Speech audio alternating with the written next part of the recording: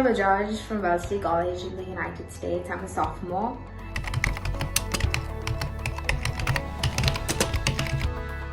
Every professor has a very, very different style of writing, which is, I think, one of the biggest challenges I've had to face.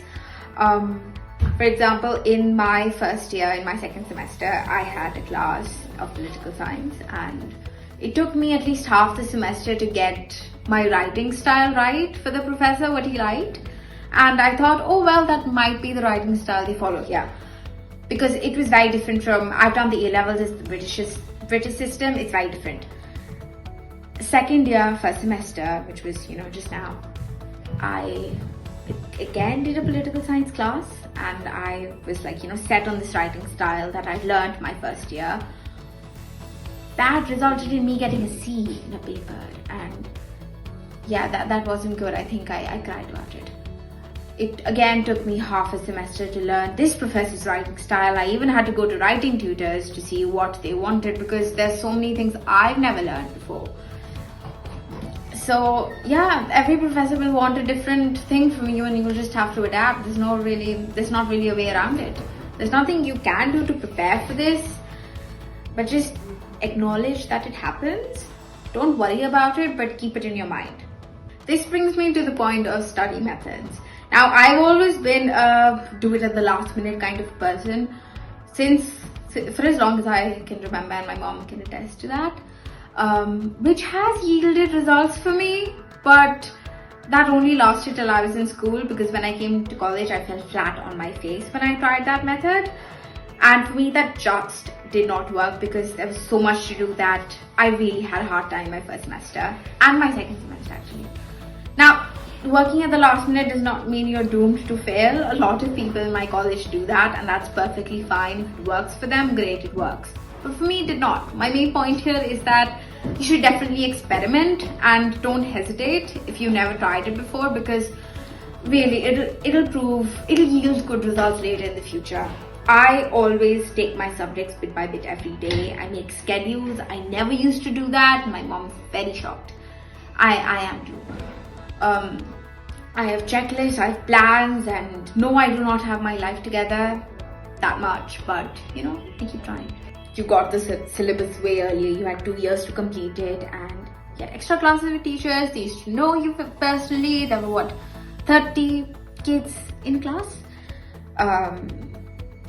The syllabus was fixed. You had candidate responses, sample papers, tuitions, a lot of other things. But in college, it all turns around, because you get the syllabus the day the classes start. Your professors really don't give a shit about you unless you go to them first.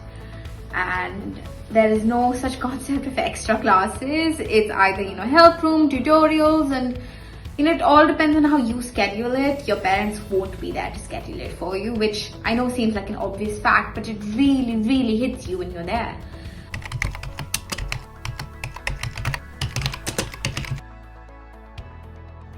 College is not just about teachers becoming professors. It's literally a change from you being a child to being an adult. And for international students, adulting comes a tad bit earlier than expected, because you're supposed to do everything you possibly can on your own. Is, I think, the most important that I will be addressing, and that's never ever stay in your comfort zone. The whole culture of the US is that they value comfort a lot. In the sense, not materialistic comfort. More than that, it's if you're in your comfort zone, you're great, you'll do well. Yeah, sure, you will do well, but there's this quote I follow: the best things in life lie for you at the exit ramp of your comfort zone. I myself have experienced that, and I think that's the best thing you can do for yourself, is just step out of your comfort zone, because you've been doing that your entire life, you just didn't know it. Like, for example, take a step back and just see, how far have I come? How have I got here? Did just staying in my protective bubble get me to this place where I am? I'm pretty sure most of the answers would be no for you, and that's why it's very important for you to venture outside your comfort zone. And probably one of the most important also is laundry. Laundry kills you.